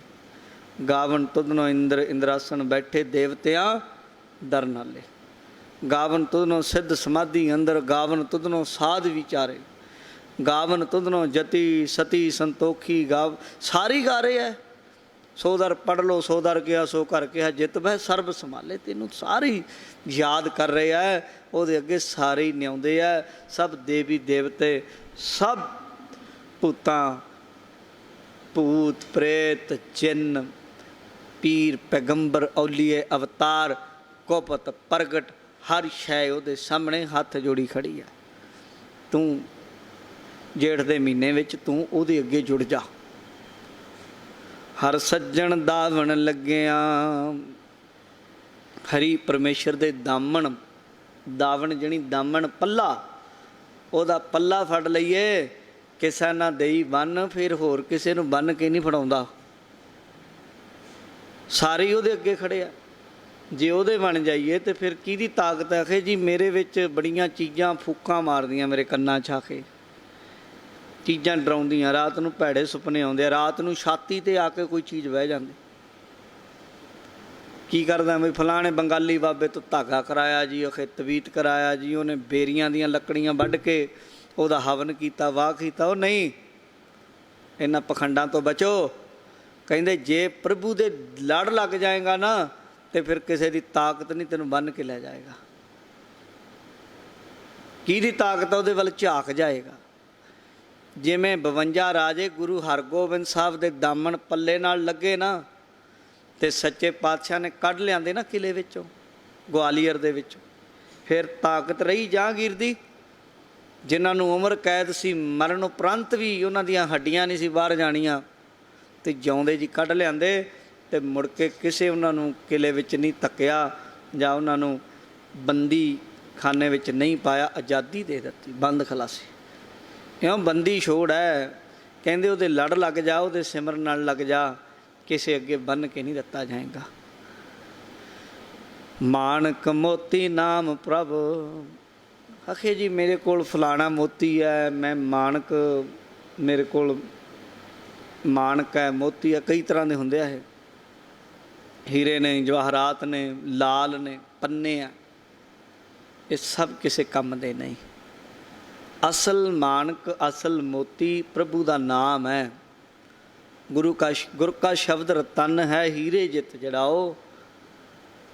ਇਹ ਪ੍ਰਭੂ ਦਾ ਨਾਮ ਅਸਲ ਮਾਣਕ ਮੋਤੀ। ਉਹਨੂੰ ਲੱਗਾ ਨਾ ਹੀ ਸੰਨ, ਇਹਨੂੰ ਸੰਨ ਨਹੀਂ, ਕੋਈ ਚੋਰ ਚੁਰਾ ਨਹੀਂ ਸਕਦਾ। ਇਹ 'ਤੇ ਕੋਈ ਡਾਕਾ ਨਹੀਂ ਪੈ ਸਕਦਾ, ਕੋਈ ਸਰਕਾਰੀ ਇਹਦੇ 'ਤੇ ਮਹਿਕਮਾ ਆ ਕੇ ਤਫਤੀਸ਼ ਨਹੀਂ ਕਰ ਸਕਦਾ ਤੇਰੇ ਕੋਲ ਕਿੰਨਾ ਕਮਾਲ ਪਿਆ। ਇਹ 'ਤੇ ਕੋਈ ਟੈਕਸ ਨਹੀਂ ਲੱਗਦਾ, ਕੋਈ ਇਨਕਮ ਟੈਕਸ ਨਹੀਂ ਲੱਗਦਾ, ਕੁਛ ਵੀ ਨਹੀਂ ਲੱਗਦਾ। ਇਹ ਤਾਂ ਕਹਿੰਦੇ ਇਹਨੂੰ ਸੰਨ ਚੋਰ ਨਹੀਂ ਲੱਗਦੇ। ਆ ਹਰੀ ਨਾਮ ਦਾ ਮਾਣਕ ਮੋਤੀ ਪੱਲੇ ਬੰਨ੍ਹ ਲੈ। ਰੰਗ ਸਭੇ ਨਾਰਾਇਣ, ਸਾਰੇ ਜਿੰਨੇ ਜਦੋਂ ਇਹਨੂੰ ਹਿਰਦੇ 'ਚ ਵਸਾ ਲਏਗਾ ਨਾ ਤੇ ਤੈਨੂੰ ਸਾਰੇ ਰੰਗ ਪਰਮਾਤਮਾ ਦੇ ਦਿਸਣ ਲੱਗ ਜਾਣਗੇ, ਸਾਰੀਆਂ ਹੀ ਖੇਡਾਂ ਉਦੋਂ ਦਾ ਤੈਨੂੰ ਪਤਾ ਲੱਗਣ ਲੱਗ ਜਾਏਗਾ ਕਿਹੜੀ ਖੇਡ ਕਿਵੇਂ ਕਰਦਾ। ਜਦੋਂ ਜਾਦੂਗਰ ਦੇ ਨੇੜੇ ਰਹਿਣ ਲੱਗ ਜਾਈਏ ਨਾ ਤੇ ਉਹਦੇ ਜਾਦੂ ਦੀ ਸਮਝ ਪੈ ਜਾਂਦੀ ਹੈ ਕਿ ਆਹ ਅੱਛਾ ਕਿਵੇਂ ਕਮਾਉਂਦਾ ਖੇਡ। ਕਹਿੰਦੇ ਪ੍ਰਭੂ ਦੇ ਰੰਗ ਨੇ ਤੇ ਸਾਰੇ ਤੈਨੂੰ ਦਿਸਣ ਲੱਗ ਜਾਣਗੇ ਵੀ ਅੱਛਾ ਇੱਥੋਂ ਆਹ ਕਰ ਰਿਹਾ, ਆਹ ਵੀ ਭਲਾ ਹੀ ਕਰ ਰਿਹਾ। ਫਿਰ ਤੂੰ ਦੁਖੀ ਨਹੀਂ ਹੋਵੇਂਗਾ, ਫਿਰ ਮਿਹਣੇ ਨਹੀਂ ਮਾਰੇਗਾ ਮੇਰੇ ਨਾਲ ਆਹ ਕੀ ਹੋ ਗਿਆ, ਆਹ ਕੀ ਹੋ ਗਿਆ। ਫਿਰ ਤੈਨੂੰ ਪਤਾ ਲੱਗੇਗਾ ਇਹਦਾ ਆਹ ਫਾਇਦਾ। ਅੱਜ ਜਿਹੜੀ ਚੀਜ਼ ਇੱਥੋਂ ਮੋੜੀ ਉੱਥੇ ਜਾ ਕੇ ਨਿਕਲੇਗੀ, ਇਹਦਾ ਆਹ ਫਾਇਦਾ, ਆਹ ਫਾਇਦਾ। ਇਉਂ ਸਾਰੇ ਰੰਗ ਉਹਦੇ ਜੇਤੇ ਮਨ ਭਾਵਨ ਜਿੰਨੇ ਵੀ ਹੈ ਉਹਦੇ ਮਨ ਨੂੰ ਭਾਉਂਦੇ ਆ ਪ੍ਰਮਾਤਮਾ ਦੇ ਨੂੰ, ਤੇ ਗੁਰਸਿੱਖ ਦੇ ਮਨ ਨੂੰ ਵੀ ਭਾਉਣ ਲੱਗ ਜਾਂਦੇ ਆ ਪ੍ਰਭੂ ਦੇ ਸਾਰੇ ਰੰਗ। ਜੋ ਹਰ ਲੋੜੇ ਸੋ ਕਰੇ, ਜੋ ਕੁਝ ਵੀ ਉਹਨੂੰ ਚੰਗਾ ਲੱਗਦਾ ਉਹੀ ਕਰ ਰਿਹਾ। ਸੋਈ ਜੀ ਕਰਨ, ਜੀਵ ਵੀ ਉਹੀ ਉਹ ਕਰਦੇ ਆ ਤੇ ਜੀਵਾਂ ਨੂੰ ਕਰਨ ਜਣੀ ਕਰਨਾ ਵੀ ਚਾਹੀਦਾ। ਸਾਧੂ ਸੰਗ ਪ੍ਰਾਪਤੇ, ਜੋ ਪ੍ਰਭ ਕੀਤੇ ਆਪਣੇ ਸਈ ਕਹੀਐ ਧੰਨ। ਜਿਨ੍ਹਾਂ ਨੂੰ ਪ੍ਰਭੂ ਨੇ ਆਪਣੇ ਬਣਾ ਲਿਆ ਪਿਆਰਿਓ, ਉਹਨਾਂ ਨੂੰ ਧੰਨ ਆਖੋ। ਧੰਨਤਾ ਦੇ ਯੋਗ ਹੈ ਉਹ ਗੁਰਮੁਖ ਪਿਆਰੇ। ਆਪਨ ਲੀਆ ਜੇ ਮਿਲੈ ਵਿਛੁੜ ਕਿਉਂ ਰੋਵਨ। ਕਹਿੰਦੇ ਆਪਨ ਲੀਆ ਜੇ ਆ ਜਿਹੜੀਆਂ ਚੀਜ਼ਾਂ ਨੂੰ ਕਹਿੰਦੇ ਨਾ ਮੈਂ ਲਈਆਂ ਨੇ, ਆ ਮੇਰੀ ਚੀਜ਼ ਹੈ, ਮੇਰੀ ਚੀਜ਼ ਹੈ। ਕਹਿੰਦੇ ਜੇ ਤੇਰੀਆਂ ਲਈਆਂ ਨੇ ਫਿਰ ਜਾਂਦੀਆਂ ਕਿਉਂ ਆ ਤੇਰੇ ਤੋਂ, ਵਿਛੜਦੀਆਂ ਕਿਉਂ ਆ ਜੇ ਤੇਰੀਆਂ? ਇਹਦਾ ਮਤਲਬ ਤੈਂ ਨਹੀਂ ਲਈਆਂ, ਉਹਨੇ ਤੈਨੂੰ ਦਿੱਤੀਆਂ ਸੀ ਤੇ ਉਹਨੇ ਲੈ ਲਈਆਂ ਨੇ। ਖੇਡਾਂ ਬਦਲ ਗਈਆਂ ਨੇ, ਰੂਪ ਬਦਲ ਗਏ ਨੇ। ਰੋ ਨਾ, ਨਾ ਤੂੰ ਕੁਝ ਲੈਣ ਵਾਲਾ ਹੈ, ਨਾ ਤਾਂ ਕੁਝ ਲਿਆ। ਇਹਨਾਂ ਚੀਜ਼ਾਂ ਨੂੰ ਪਕੜਨਾ, ਇਹ ਪ੍ਰਮਾਤਮਾ ਨੇ ਦਿੱਤੀਆਂ ਨੇ। ਜਿੱਦਨ ਨੂੰ ਲੈਂਦਾ ਉਹਨੂੰ ਹੱਥ ਜੋੜ ਕੇ ਦੇ ਦੇ। ਜਿਸ ਕੀ ਵਸਤ ਤਿਸ ਆਗਾ ਰਾਖੈ, ਪ੍ਰਭ ਕੀ ਆਗਿਆ ਮੰਨੈ ਮੱਥ ਹੈ। ਉਸ ਤੇ ਚੌਗੁਣ ਕਰੇ ਨਿਹਾਲ, ਨਾਨਕ ਸਾਹਿਬ ਸਦਾ ਦਇਆਲ। ਸਮਝਾ ਰਿਹਾ ਆਪਨ ਲਿਆ ਜੇ ਮਿਲੈ, ਵਿਛੜ ਕਿਉਂ ਰੋਵਨ। ਸਾਧੂ ਸੰਗ ਪ੍ਰਾਪਤੇ, ਨਾਨਕ ਰੰਗ ਮਾਣਨ। ਸਾਧੂਆਂ ਦੀ ਸੰਗਤ ਕਰੋ, ਉਹਨਾਂ ਦੀ ਸੰਗਤ ਦੇ ਨਾਲ ਪ੍ਰਭੂ ਪਰਮਾਤਮਾ ਦੀ ਪ੍ਰਾਪਤੀ ਹੁੰਦੀ ਹੈ। ਤੇ ਨਾਨਕ ਰੰਗ ਮਾਣਨ, ਕਹਿੰਦੇ ਪ੍ਰਮਾਤਮਾ ਦੇ ਨਾਮ ਦਾ ਰੰਗ ਵੀ ਮਾਣਿਆ ਜਾਂਦਾ। ਔਰ ਗੁਰਮੁਖ ਮਾਣਦੇ ਵੀ ਹੈ ਜਿਹੜੇ ਸਾਧੂਆਂ ਦੀ ਸੰਗਤ ਕਰਦੇ ਆ। ਹਰ ਜੇਠ ਰੰਗੀਲਾ ਤਿਸ ਧਣੀ, ਜਿਸ ਕੈ ਭਾਗ ਮਥਨ। ਕਹਿੰਦੇ ਜੇਠ ਦਾ ਮਹੀਨਾ ਉਹਨਾਂ ਲਈ ਭਾਗਾਂ ਵਾਲਾ। ਕਹਿੰਦੇ ਜਿਨ੍ਹਾਂ ਦੇ ਖੈਮੇ ਵਿੱਚ, ਜਿਨ੍ਹਾਂ ਦੇ ਘਰ ਵਿੱਚ ਉਹ ਰੰਗੀਲਾ ਪ੍ਰਭੂ ਆ ਗਿਆ। ਤਿਸ ਧਣੀ, ਉਹਨਾਂ ਦੇ ਧਣੀ ਖਸਮ ਸੌ ਵਾਹਿਗੁਰੂ ਉਹਨਾਂ ਦੇ ਘਰ ਆ ਗਿਆ। ਕਹਿੰਦੇ ਉਹਨਾਂ ਨੂੰ ਜੇਠ ਦਾ ਮਹੀਨਾ ਬੜਾ ਸ਼ੁਭ ਹੈ। ਜਿਸ ਕਾ ਭਾਗ ਮਥਨ, ਜਿਹਦੇ ਮੱਥੇ ਦੇ ਭਾਗ ਜਾਗੇ। ਤੇ ਪਤੀ ਪਰਮਾਤਮਾ ਜੇਠ ਦੇ ਮਹੀਨੇ 'ਚ ਜਿਨ੍ਹਾਂ ਨੂੰ ਮਿਲ ਗਿਆ ਉਹ ਭਾਗਾਂ ਵਾਲੇ ਆ। ਅੱਗੇ ਹਾੜ ਦੇ ਮਹੀਨੇ ਦਾ ਕਹਿੰਦੇ ਆਸਾੜ ਤਪੰਦਾ ਤਿਸ ਲੱਗਾ। ਹਾੜ ਦਾ ਮਹੀਨਾ ਬੜੀ ਗਰਮੀ ਵਾਲਾ ਹੁੰਦਾ, ਬੜੀ ਗਰਮੀ ਪੈਂਦੀ ਹੈ, ਤਪਸ਼ ਪੈਂਦੀ ਹੈ। ਕਹਿੰਦੇ ਆਸਾੜ ਤਪੰਦਾ ਤਿਸ ਲੱਗਾ। ਹਾੜ ਦਾ ਮਹੀਨਾ ਉਹਨੂੰ ਤਪਦਾ ਲੱਗਦਾ ਹੈ। ਜ਼ਿੰਦਗੀ ਵੀ ਹਾੜ ਦੇ ਮਹੀਨੇ ਦੀ ਤਰ੍ਹਾਂ ਵਿਕਾਰਾਂ ਦੀ ਭਰੀ ਪਈ ਹੈ। ਜੀਵਨ, ਮਨੁੱਖਾ ਜੀਵਨ, ਉਹ ਬੰਦੇ ਨੂੰ ਬੜਾ ਤਪਾਉਂਦਾ ਹੈ। ਹਰ ਨਾ ਹੋ ਨਾ ਜਿੰਨਾ ਪਾਸ, ਜਿਨ੍ਹਾਂ ਬੰਦਿਆਂ ਦੇ ਕੋਲ ਹਾੜ ਦੇ ਮਹੀਨੇ ਵਿੱਚ ਪ੍ਰਭੂ ਦਾ ਨਾਮ ਨਹੀਂ ਨਾ, ਉਹਨੇ ਹਾੜ ਦੇ ਮਹੀਨੇ ਵਿੱਚ ਵੀ ਪਿੱਟਣਾ, ਉਹਨੇ ਪੋਹ ਦੀਆਂ ਠੰਡੀਆਂ ਰਾਤਾਂ 'ਚ ਵੀ ਪਿੱਟਣਾ, ਉਹਨੂੰ ਸ਼ਾਂਤੀ ਨਹੀਂ ਮਿਲ ਸਕਦੀ। ਹਰੀ ਪਰਮਾਤਮਾ ਦਾ ਨਾਮ ਜਿਨ੍ਹਾਂ ਕੋਲ ਨਹੀਂ, ਉਹ ਤਪਦੇ ਆ, ਤਪਸ਼ਾਂ ਪੈਂਦੀਆਂ। ਜਗ ਜੀਵਨ ਪੁਰਖ ਤਿਆਗ ਕੈ। ਜਗਤ ਨੂੰ ਜੀਵਨ ਦੇਣ ਵਾਲੇ ਵਾਹਿਗੁਰੂ ਨੂੰ ਭੁਲਾਏ ਦਿੱਤਾ, ਉਹਨੂੰ ਤਿਆਗ ਕੇ। ਜਗ ਜੀਵਨ ਪੁਰਖ ਤਿਆਗ ਕੈ, ਮਾਨਸ ਸੰਧੀ ਆਸ। ਬੰਦਿਆਂ ਦੀ ਆਸ ਰੱਖੀ ਬੈਠਾ, ਉਹਨੂੰ ਹਾੜ ਦੇ ਮਹੀਨੇ ਨੇ ਤਪਾਉਣਾ ਹੀ ਹੈ। ਇੱਕ ਤਾਂ ਧੁੱਪ ਪੈਂਦੀ, ਗਰਮੀ ਪੈਂਦੀ, ਇੱਕ ਅੰਦਰੋਂ ਲੂਹਿਆ ਪਿਆ, ਅੰਦਰੋਂ ਹਿਰਦਾ ਸੜਦਾ ਵਲਦਾ ਪਿਆ। ਉਹਨੇ ਫਿਰ ਉਹਦੀ ਜੋ ਹਾਲਤ ਹੋਣੀ ਉਹੀਓ ਜਾਣਦਾ ਹੈ। ਬੰਦਿਆਂ ਦੀ ਆਸ ਰੱਖਦਾ। ਦੋਇਆ ਭਾਏ ਵਿਗੁੱਚੀ ਆ। ਦੋਇਆ ਦੁਬਦਾ 'ਚ ਫਸੇ ਹੋਏ ਬੰਦੇ ਵਿਗੁੱਚੀ ਆ, ਖੱਜਲ ਹੁੰਦੇ ਆ, ਖੁਆਰ ਹੁੰਦੇ ਆ। ਗਲ ਪਈ ਸੋ ਜਮ ਕੀ ਫਾਸ। ਉਹਨਾਂ ਦੇ ਗਲ ਵਿੱਚ ਜਮਦੂਤਾਂ ਦੀ ਫਾਹੀ ਪਏਗੀ, ਕੋਈ ਬਚਾਉਣ ਵਾਲਾ ਨਹੀਂ ਉਹਨਾਂ ਨੂੰ। ਇਉਂ ਸਮਝਾ ਰਿਹਾ। ਜਿਹਾ ਬੀਜੈ ਸੋ ਲੁਣੈ ਮੱਥੈ, ਜੋ ਲਿਖਿਆਸ। ਜੋ ਬੀਜਦੇ ਵੱਢਣਾ ਪਏਗਾ, ਜੋ ਬੀਜ ਰਹੇ ਆ ਮੱਥੇ 'ਤੇ ਲਿਖਿਆ ਜਾਏਗਾ, ਤੇ ਜੋ ਲਿਖਿਆ ਹੋਇਆ ਉਹ ਵੱਢਣਾ ਪਏਗਾ। ਇਸ ਲਈ ਇਹ ਕਰਮਾਂ ਦੀ ਗਤੀ ਟੁੱਟਣੀ ਨਹੀਂ ਤੇਰੀ। ਰੈਣ ਵਿਹਾਣੀ ਪਛੁਤਾਣੀ, ਉੱਠ ਚੱਲੀ ਗਈ ਨਿਰਾਸ। ਚੰਗੇ ਕੰਮ ਕਰੋ, ਇਸ ਲਈ ਚੰਗੇ ਸ਼ੁਭ ਬੀਜ ਬੀਜੋ। ਰੈਣ ਵਿਹਾਣੀ, ਜ਼ਿੰਦਗੀ ਦੀ ਰਾਤ ਬੀਤ ਜਾਏਗੀ, ਪਛਤਾਵਾ ਪੱਲੇ ਰਹਿ ਜਾਏਗਾ। ਉੱਠ ਕੇ ਨਿਰਾਸ਼ ਜਾਣਾ ਪਏਗਾ ਜੇ ਸਹੁ ਦੀ ਪ੍ਰਾਪਤੀ ਨਾ ਹੋਈ। ਜਿਨ ਕਉ ਸਾਧੂ ਭੇਟੀਐ, ਸੋ ਦਰਗਹਿ ਹੋਏ ਖਲਾਸ।